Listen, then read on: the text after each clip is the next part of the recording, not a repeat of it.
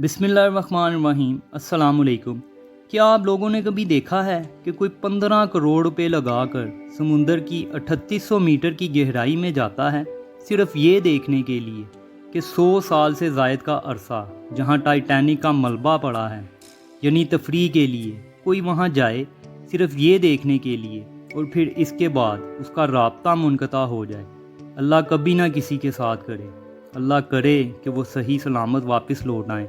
जी हाँ, दो बाप बेटे शहज़ादा दाऊद, जो पाकिस्तान के अमीर तरीन ख़ानदानों में उनका शुमार होता है। ज़ाहिर है जो लोग समुंदर की गहराई 3800 मीटर की गहराई में जाकर 30 करोड़ रुपये लगाकर सिर्फ ये देखने के लिए कि वो मलबा कैसा था, तो आप ये सोचें कि वो कितने अमीर होंगे। अब सूरत हाल ये है कि टाइटैनिक के मलबे तक जाने वाली जो आबदोज़ थी वही लापता है। यानी ये अजीब सूरत हाल है कि ये अरबपति ख़ानदान के शहज़ादा दाऊद और इनके बेटे शहज़ादा सलमान और इनके साथ और भी लोग थे जिनका शुमार अमीर तरीन ख़ानदानों में होता है। ये तकरीबन 5 लोग थे। इस वक्त सूरत हाल ये है कि बिल्कुल इस बात का अंदाज़ा नहीं है कि कहाँ पर इनका मलबा है। सबसे पहले आपको शहज़ादा दाऊद के बारे में बताते हैं कि ये कौन है। असल में पाकिस्तान का एक बहुत बड़ा ख़ानदान है जो दाऊद ग्रुप के नाम से बड़े मशहूर हैं। ये जो कारोबारी ख़ानदान है, 48 साला शहज़ादा दाऊद और उनके बेटे 19 साला शहज़ादा सलमान, ये दोनों इस वक्त इस लापता आबदोज़ में सवार हैं। इनका राब्ता इस वक्त मुनक़ता हो चुका है। तमाम इंटेलिजेंस कंपनियां और हर तरह के सोर्स से इनको ढूंढने की कोशिशें जारी हैं, मगर फ़िलहाल इनका कोई अता पता नहीं चल रहा कि ये ज़िंदा हैं या नहीं, किस हाल में हैं। बस अल्लाह पाक से दुआ है कि अल्लाह पाक इनको सही सलामत वापस ले आएँ। बरतानिया में असल में ये लोग रहते हैं और ख़ास तौर पर इनका वहाँ पर एक अच्छा बिज़नेस भी है। और सबसे ज़्यादा दिलचस्प बात कि शहज़ादा दाऊद एंग्रो कॉरपोरेशन के नायब सदर भी हैं। ये कंपनी खाद, खाने पीने की अशिया, एनर्जी ड्रिंक्स, ये जितनी आपकी चीज़ें हैं इस पर वो काम करते हैं। अब इस सारी सूरत हाल में असल में ये रिसर्च करते थे। खला में रिसर्च करने वाली जो कंपनीज़ हैं इनके साथ ये राब्ते में थे। इनको बड़ा शौक़ था, ये फ़ैशन वगैरह भी पढ़ते थे, इनको बड़ा इंटरेस्ट था। उन्होंने वो सारी स्टोरीज़ पढ़ी हुई थी कि वो जाएं और अपनी आँखों से इन मनाजिर को देखें। अब यहाँ पर मिशन जाता रहता है, इसमें बहुत सारे लोग जाते हैं। आप बस टिकट लें और आप जा सकते हैं। अब यहाँ जो ऑक्सीजन का ज़ख़ीरा होता है, ये बात ज़रा यहाँ पर समझने वाली है। इसको आप 3 या 4 दिन तक इस्तेमाल कर सकते हैं।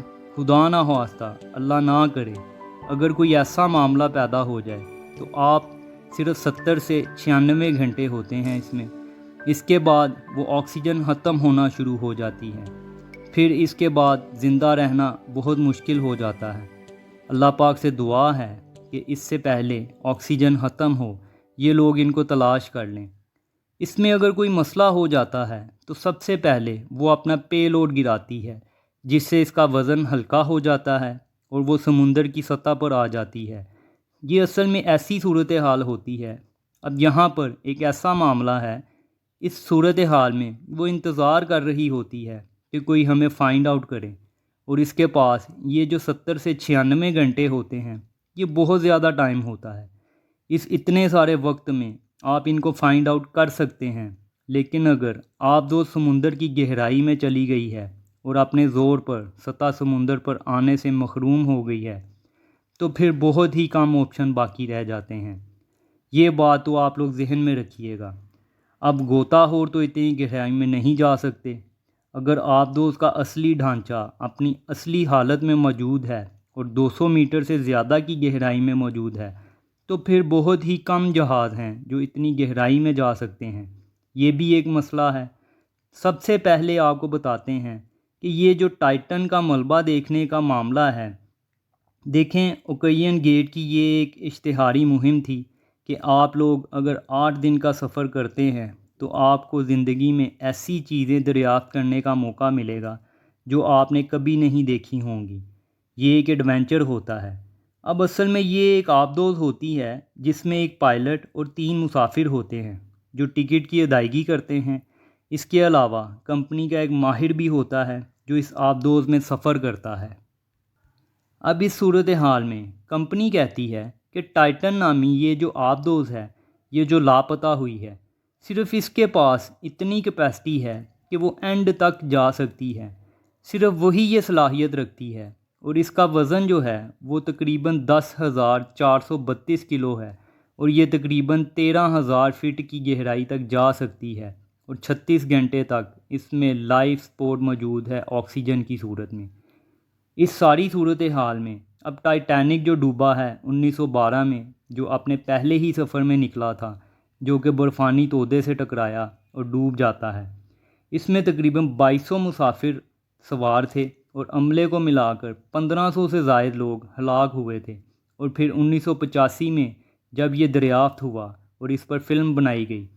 اب یہ جو فلم تھی اس میں ایک بڑا کلائمیکس ہے جس پر ہمیشہ ایک بات کی جاتی ہے کہ کیا ٹائٹینک کے آخری سین کے اندر ہیرو بچ سکتا تھا کہ نہیں۔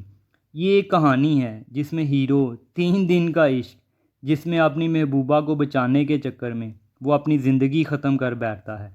انٹرسٹنگ بات یہ ہے کہ اس فلم پر اتنا پیسہ لگایا اور اس فلم نے اتنی کمائی کی کہ ایک لمبے عرصے تک یہ فلم باکس آفس میں کامیاب رہے گی۔ اس فلم کو بنے اتنا عرصہ گزر گیا ہے، اور یہ جو فلم کے ڈائریکٹر ہیں، اس فلم کا وہ آخری سین جس میں جیک اور روز ڈوب رہے ہوتے ہیں، اس میں صرف لڑکی ہی کیوں زندہ بچ پائی؟ اس بارے میں لوگ آج بھی سوال کرتے ہیں ڈائریکٹر سے کہ کیا وہ دونوں نہیں بچ سکتے تھے؟ اس پر وہ ڈائریکٹر کہتا ہے کہ اتنا عرصہ گزر چکا ہے مگر لوگ آج بھی مجھ سے یہ سوال کرتے ہیں۔ لوگوں کو نظر نہیں آتا کہ وہ تختہ جس پر لڑکی سوار تھی وہ اتنا چھوٹا تھا کہ اس پر ایک ہی انسان سوار ہو سکتا تھا۔ اب شاید لوگوں کو جیک بہت اچھا لگتا تھا، اس لیے اب اگر وہ لڑکا فلم کی اینڈنگ پر نہ مرتا تو پھر فلم کا اینڈ کیا ہوتا؟ وہ تو صرف ایک بیکار سی فلم ہوتی۔ وہ جیک کو تو مرنا ہی تھا۔ اگر ایسی صورتحال پیدا نہ ہوتی تو دوسرا آئیڈیا میرے دماغ میں یہ تھا کہ جہاز کا ایک ٹکڑا جیک پر آ کر گرتا ہے تو وہ روز کو بچا لیتا ہے اور خود مر جاتا ہے۔ اس کو ہم نے مارنا ہی تھا اینڈ پر۔ تو یہ سین اچھا تھا کہ وہ اینڈ پر اپنی زندگی کی بازی ہار گیا۔ اس ساری فلم میں اگر میں جیک کو بچا لیتا تو بتائیں کہ اس فلم کا اینڈ کیا ہوتا؟ کہ بس ایک جہاز ڈوب رہا تھا اور وہ ڈوب گیا، تو پھر اس کا کیا ٹوسٹ ہوتا؟ اس کے ساتھ ہی آپ سے اجازت چاہوں گا۔ اپنی دعاؤں میں یاد رکھیے گا اور میرے چینل کو لائک اور سبسکرائب ضرور کیجیے گا۔ اللہ حافظ۔